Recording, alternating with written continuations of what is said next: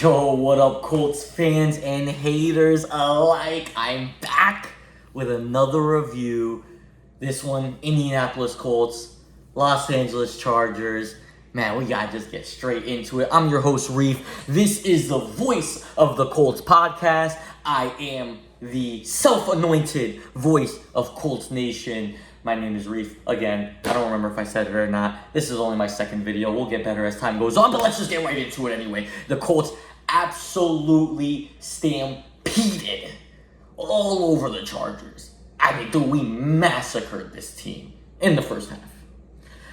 And that's where we're going to start this video. We're going to start this video with talking about how the Colts had put together arguably the most perfect first half of football we've seen all season from any team.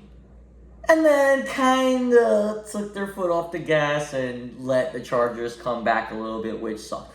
But all in all, we're looking at a team that is hands down, undeniably, irrefutably the best team in football. And I woke up this morning, and I woke up a little sad. And I know it's crazy as a Colts fan, waking up Monday morning thinking, wow, I'm a little sad today after an amazing win from Sunday, right? And let me tell you why I'm sad.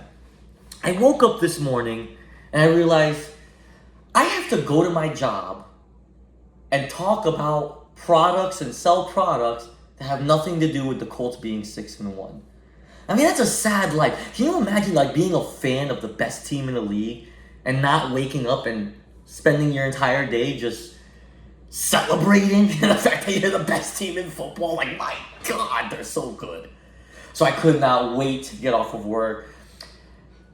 I found myself throughout the day thinking this to myself, and I would say, Reef, because I talk to myself in the third person, I like to have conversations with myself, and I said, Reef, you're going to watch football tonight, and we're going to watch, especially the early game, the 7 o'clock game, is Detroit Lions and Tampa Bay Buccaneers. I believe it's in Detroit, might be in Tampa. I actually don't care. I thought about it and I said, Reef, you got to pay close attention to this game. Because we're finally at the point where, regardless of what the naysayers are saying, regardless of what the haters are saying, regardless of what the disbelievers are saying, the Colts are the prime candidate in the AFC to make it to a Super Bowl. And when you look on the other side, there's two teams that really stick out as far as performances this season, and that's the Tampa Bay Buccaneers and the Detroit Lions. Now, I'll tell you, man, I'm not super concerned with either team because we've proven that we can beat high-octane offenses. I don't think a good high-octane offense is enough to beat the Colts. Because I don't think there's a defense in the NFL that can stop us. And we have the highest of octane offenses. So I'm not so worried about that. But I will be watching the game closely. I will be doing my scouting report. I will be emailing those over to Shane Steichen and Lou Anarumo. And I'll give them my 2 cents, And I'll be sharing everything I know with you guys as the weeks come along throughout the weeks. This is going to be a weekly podcast or whatever. I don't know what to call it. But it's going to be weekly content that I'm going to put out specifically for the Colts fans and the Colts haters that love to tap in just to wait for their moment. Because the Colts are probably going to lose a game. Who knows? I don't know what game we're going to lose on schedule. I don't even want to imagine it being next week. There's no shot Tennessee wins, but that's usually when those teams win, when there's no shot, which is the one thing that's been racking my brain all day. But we don't have to worry about that yet. That's on Sunday, 4 o'clock, 4:25 on a Sunday, which is ridiculous. We got to get that game out of the way at 1, but that's one thing I don't understand. I hate that about the scheduling sometimes, man. I don't know about you guys. I don't know about the fans, but leave a comment. Talk about this. Let me know how you guys feel about 4:25 football games. It bothers the hell out of me. I can't stand it when my team plays at 4. Either give me a primetime slot or let me knock my game out at 1 o'clock. It's just getting ridiculous. I just had to wait till 4 o'clock to watch us trounce the Chargers. Anyway, this video is supposed to be about the Chargers game, so let's just get into it, man. I mean, the Colts, what was the final score? We won 30. What the hell did we have? You know what? Who cares? We 37 points, 33, whatever. We were supposed to drop 50. Last week I talked about how we were going to drop 50 points this week. We didn't drop our 50. Dude, I think we were up like 28 to like 3 at halftime or something like that. Or 27 to 3. Some crazy shit. Like, actually, it might have been 20 to 3. But some crazy shit like that at halftime. We absolutely crushed them the first half. And I want to talk a little bit about how, I mean, we spend every week, we talk about how this is the best offense in football, and we could spend even more time. I mean, Jonathan Taylor, clearly the best running back in the league. No one's stopping him. Not the Chargers, not the Savannah Bananas, whoever it was that we faced on Sunday. You can't stop Jonathan Taylor, especially when the offensive line is playing the way they are. And I want to take a special shout out to Raymond because he is absolutely hoping. I mean, everyone wants to talk about Quentin Nelson, but Bernard Raymond he's been dogging people on the line, dude. He's been killing it for us. And then, of course, Gonsalves, dog. Smith, dog. We don't need to talk about anybody else in the line. Centers, we can gloss over the fact that we don't have a great center because the rest of the line looks phenomenal. So who cares? Who cares at this point, dude? You can't find the hole, baby. Jonathan Taylor's unstoppable. But then you throw in the mixture of the first down plays with Tyler Warren, who just, for some odd reason, we're 7 weeks into the season, and people aren't throwing 17 players on Tyler Warren? Guys, defensive coordinators all over the league, do yourselves a favor, all right? You got 11 men on the field, okay? 8 of them should be guarding Tyler Warren. Not even 8 of them should be guarding Tyler Warren, to be quite honest with you. And then the last 3, you can guard the other receivers. Don't even bother rushing the passer. I don't know why you guys bother rushing the passer. You're not getting there. You're not getting there, baby girl. You're wasting bodies, dude. You're just wasting bodies. Get them out of there, man. Give Daniel Jones a free pocket. Put 8 men on Tyler Warren. That's your key to victory. That's it. It's easy as that. Best tight end in the league. I know he's a rookie, but come on, dude. It just doesn't get better than that. And then we move on and we look at guys like, I read somewhere someone was talking about Josh Downs hasn't done enough or this, that. I don't know what it was. It was crazy because it's like Josh Downs was breaking Marvin Harrison rookie receiving numbers or something, and now he's not a huge part of it. He just had 6 catches last week. 6 or 8. I don't even remember what it was. It's like 6 catches last week. And for a future reference, just so I don't have to do this every week with you guys, I don't memorize stats. For the love of God, if any of you guys feel the need to memorize statistics when you're talking about football, just stop talking about football. Just I don't go to school to do stat compilations or something. Like, football doesn't get played on a stat sheet, bro. We don't gotta do that. I watched the whole game. Sure, if I don't remember how many yards or even how many points at this point, I don't care. Just watch the game and enjoy what you're watching because, boy, the Colts are putting on the show. But back to the Josh Downs thing, the thing that bothered me, and some Colts fans feel this way, they don't feel Michael Pittman is involved enough. They don't feel Josh Downs is involved enough. I'm like, dude, we have like 4 guys with 200 yards receiving. We got the best offense in the league. We're dropping 30 plus a game. What more do you want? We're scoring on 60% of our drives. That was a stat I saw last week. It might have increased, it might have decreased. I don't know what the actual number is anymore. But we're scoring on pretty much every drive. Let's just be for real. Can we speak candidly here? The Colts are scoring on just about every effing drive. It doesn't matter. You put the football in Daniel Jones' hands, and it's going to end in the end zone. One way or the other, it ends in the end zone. It's unstoppable. This offense is unstoppable, top to bottom, and they hit you a million different ways. Alec Pierce is back, and we're throwing bombs all over the place to Alec Pierce, and some point we got to have a conversation about who one of the best deep threats in the league is, and you're going to have to bring up a white boy named Alec Pierce. You're going to have to do it. I know it's crazy. I know we got some really fast guys and some explosive players, but at some point, we're going to have the conversation about one of the best deep threats in the NFL being this little white boy named Alec Pierce. He's a dog, and he is so damn good, and he finds himself open all the time. He's so freaking good. Like, I don't know what else to say. I really don't. When it comes to the offense, I just don't know. I can keep repeating myself over, and trust me, I will not get tired. I won't get tired of it. I can repeat myself all day on this stuff. It's just every single level is playing at an elite level. The offensive line, arguably the best in the NFL right now. The running back, the best in the NFL. There's no more argument. There's no more, maybe Quan is going to wake up and do this. There's no King Henry. There's no C-Mac. No. There is Jonathan Taylor, and then you can have the rest of the league grouped somewhere else. They can fight for second place, whatever they want to fight for. Jonathan Taylor is leaps and bounds ahead of the league in running right now. Just what it is. And again, I'm speaking about this year. If you guys are going to cry in the comments about, Quan had 2K last year and whatever, that's great. Quan's an amazing player. Amazing player. But this season, there's one guy that stands above the rest. Jonathan Taylor has 10 touchdowns. I don't know if that's actually accurate. I feel like I saw it somewhere. And if it's true, I'll double check. Again, I don't do a lot of prep for this stuff, guys. I put my phone sideways, I hit record, and I get to talking. Okay? I'll do more prep as I do this more often week to week, and I improve the setup. I get some cool Colts stuff. You might be able to see, got the Colts starter jacket hanging right there on the couch with the big Colts logo, the big horseshoe. I get some more stuff going on, but that's another thing. But 10 touchdowns. And we're 7 weeks into the season. The Colts have played 7 football games. We have 10 more football games. He's on pace to, I don't know if he's on, I'm not going to do the math on it, but let's just say a realistic expectation is 30 touchdowns.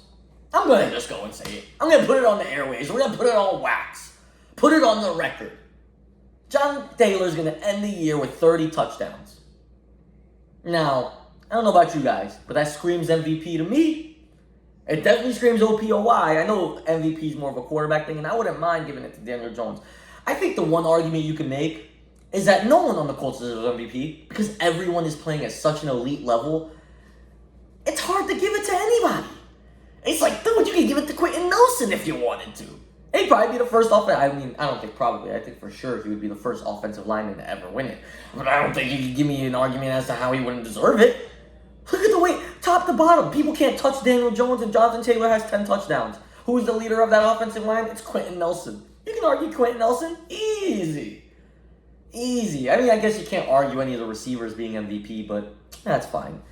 Michael Pittman, really good player. Like I said this earlier in the year. I said this in the last video. I think he's a great wide receiver, too. Don't think he makes for a great wide receiver 1, but it's not like we need him to be a great wide receiver 1. We're throwing to him 4 or 5 times a game at most. He got the 2-point conversion. He gets himself a touchdown here and there. He's doing his job. He's a beast. He gets to do what he's got to do.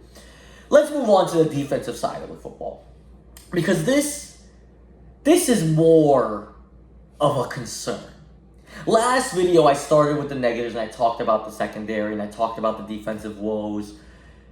And this week, I wanted to do something a little different because I'm just so damn excited. I can't help it, dude. I'm just so effing excited. They're so good. But on the defensive side, again, I said this earlier in the video, the best half of football we've ever put together. I mean, it was phenomenal. On all sides. I was saying it every single time. Third downs. What I like to call third downs money downs. This is where we get paid.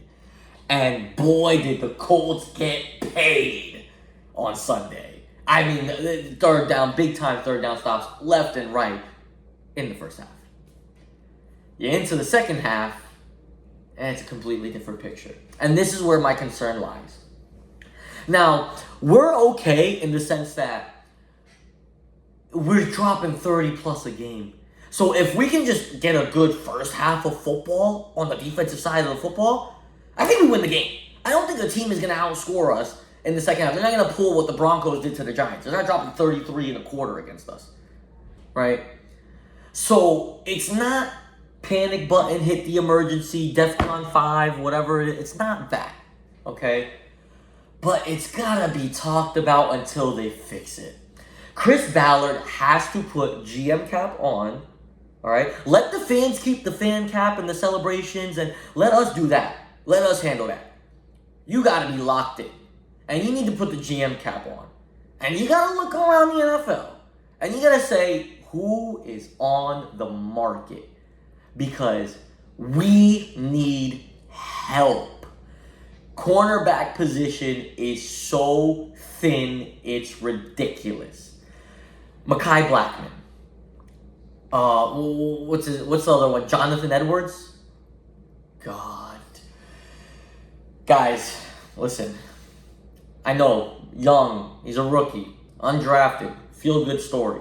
I'm not feeling good anymore. I'm not feeling good about it. We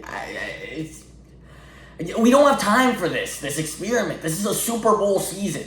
I do not want to see Jonathan Edwards on another primary wide receiver. I can't do it. I cannot do it. Same with Blackman, to be honest. Now look, I'll say this. First half, again, Mekhi Blackman had actually a really good coverage game in the first half. Horrible in the second half. Just absolutely horrible in the second half. But he actually did pretty good in coverage in the first half. And thank God for Kenny Moore coming back. Clearly is not 100%. He's clearly not 100%. But thank God for him. He made the fourth down stop that won us the game, sealed the game. And he made a ton of really good plays, but gave up a really big play to, I want to say, to Keenan Allen. I think it's a fair guess. If you're talking about a big play that was made in last week's game, or yesterday's game, fair enough, you could just say it was Keenan Allen, and you're 70% of the time you're going to be right. Ladd McConkey had a few catches, but literally nobody on that team was hooping except for Keenan Allen. We could not stop Keenan Allen to save our lives. But overall, it's just, we got to do something. Colts fans, you guys, give me an idea. Drop it in the comments. Tell me who on earth we can go for. Because truthfully, I have no idea. I heard someone throw out Gilmore. Stephon Gilmore was available or something. He's someone that we can look into, I guess. I don't know, maybe. I heard... actually, I don't even know. I was looking at it earlier today, and I'm forgetting all the names already, which is part of the problem with doing no prep and just hitting record and doing this. We're lacking a little preparation, but don't worry, we'll get better at that. That's all good. We're not stressing that. And by the way, this is video, 0 edits. I'm putting this straight to YouTube. I don't have a lot of time. If any of you guys are producers and want to produce this for me and work with me on this, hit my jack. We'll work together. But I don't got time to do all these edits, man. I really don't. I'm sorry. But I'm gonna work on it. If we get some traction, guys, give me 100 subscribers on this YouTube channel. You give me 100 subscribers on this YouTube channel, I got you. I'm full edits. I'm a beast with it. I'll quit my job. Maybe you won't quit my job, not for 100 subscribers, but we'll work on that. We'll work towards it. We'll take bigger steps. Every 100 subscribers, we take a bigger step. All right? And eventually we hit 1K subscribers, and I'm out. I'm gone. I'm here, full time. You got me. Voice of the Colts fans. Voice of Colts Nation, baby girl. I'm there for you. All right? But the thing is, I bring the cornerback situation up because the NFL is absolutely loaded at wide receiver. And clearly any quarterback, you don't need to have an NFL Hall of Fame talent to throw 400 yards on the Colts. Jacoby Brissett threw 300 on us. All right? You really don't got to do too much to throw 300 on the Colts at this point with the cornerback room that we have. It's awful. I mean, it's so bad. It's the biggest stain on our team at this moment by a mile. By a nautical mile. I think that's bigger than a regular mile. Someone else, you can confirm that for me. I got no idea. I'll Siri it after this, and hopefully I'm right. But it's bad. It's terrible. I mean, we can't stop a nosebleed. Can't cover a damn thing out there. The safeties are giving us some relief. Cam Bynum made a few good plays. Nick Cross is a godsend. I mean, this guy is a blessing, one of the biggest blessings in life for me right now. I love Nick Cross. I might buy his jersey tomorrow. He's just a beast. He's all over the field, everywhere. He's just everywhere. Gets an interception in the end zone. Can you ask for a better time to have an interception? I don't think so. I mean, that was phenomenal. But again, it just comes back to we're not covering anything outside on the sticks, and it's just hurting us so damn much. Because if we're being for real, and the Chargers figured whatever they figured out in the second half, they figured out 10 minutes sooner, this game is completely different. I mean, the game is wide open. They might win this football game. The Cardinals almost won that football game last week against us had it not been for that one incompletion to Trey McBride that maybe not could have been a flag. Glad it wasn't. Don't really think it was, but there's arguments to be made that it was a holding on the Colts. Should have given them an extra set of downs, and they probably could have won that football game. We're playing with fire. We're playing with fire with this secondary, and if this team wants to show that this isn't a joke of a franchise, right? and we are to be taken seriously, because no one's taking it seriously right now. We got to go out and get that guy. We got to go out and get that guy. And I don't need Trey Hendrickson. We need a cornerback. More than oxygen, we need a cornerback. Because if you look at the facts, Jalen Jones is on IR, and we have heard nothing. There is no news. Now, I don't know if that's a good thing. I don't know if it's a bad thing. I have searched his name 100 times over the last 3 weeks, and I have gotten nothing. If you guys have any updates, y'all have sources, send them my way, because I am out of ideas. I've tweeted Stephen Holder. I've tweeted Zach Hicks. I've tweeted a bunch of guys, dude. I have not heard a damn thing. I want an update. I have no update. So Jalen Jones, we don't know. Charvarius Ward is now on IR officially and won't be back eligible to be back until we play the Chiefs, I think, week 12. It's week 7 right now. It's week 7. We won't get him until week 12. I haven't said that out loud for a good 5 hours. Said it earlier this morning when I was talking to somebody, and it just hurts more and more every time I say it. Even when he does come back, there's no guarantee he stays on the field. 2 concussions in 6 weeks it scares me. It's a scary thing. It's a scary sight. So there's no guarantee we see him on the field. That sucks. Okay. Kenny Moore, nursing an Achilles injury. Played, not 100%. Visibly, not 100%.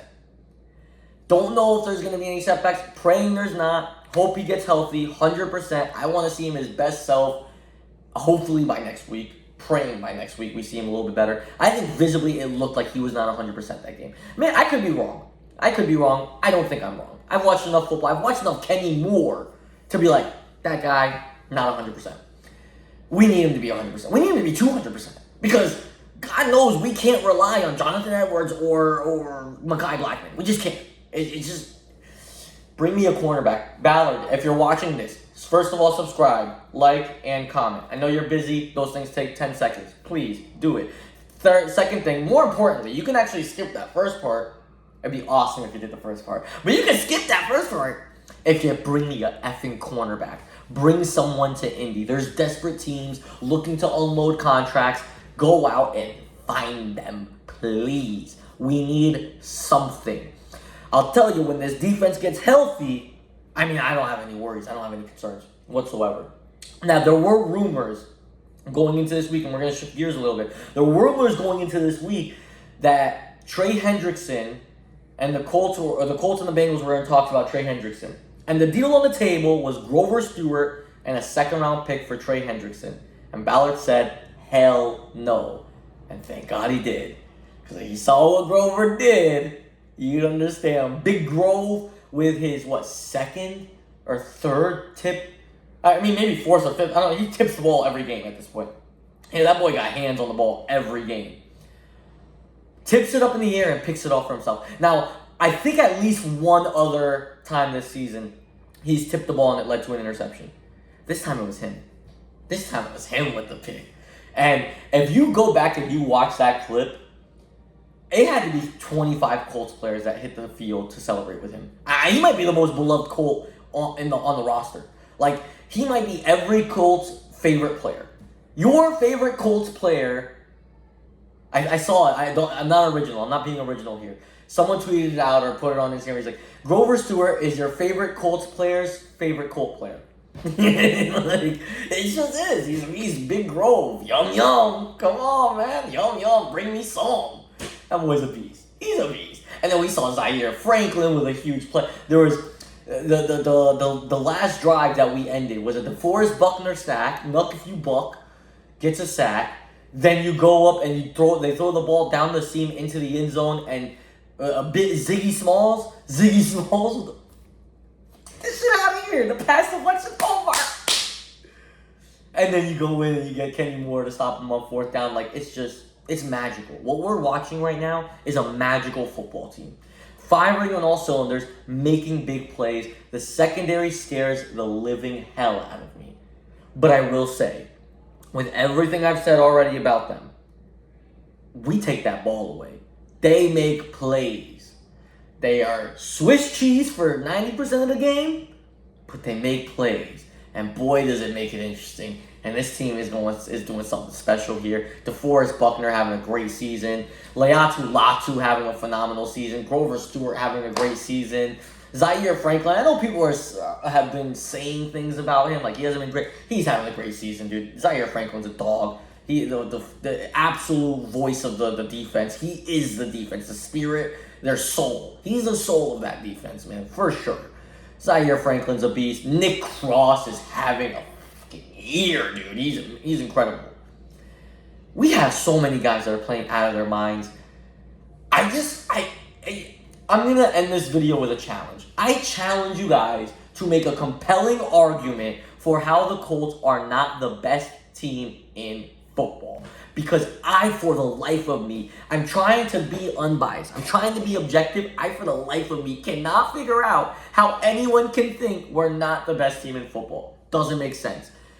This is it. We're the best team, man. If you enjoyed the content, if you enjoy me slipping up all over my words, what's wrong with me? If you enjoy the content, like, comment, and subscribe to the channel. New and upcoming podcaster for the Colts. And this was the Voice of the Colts podcast, man. I hope to see you guys in the comment section. And I will see you again next week when we go 7-1. Bye for now.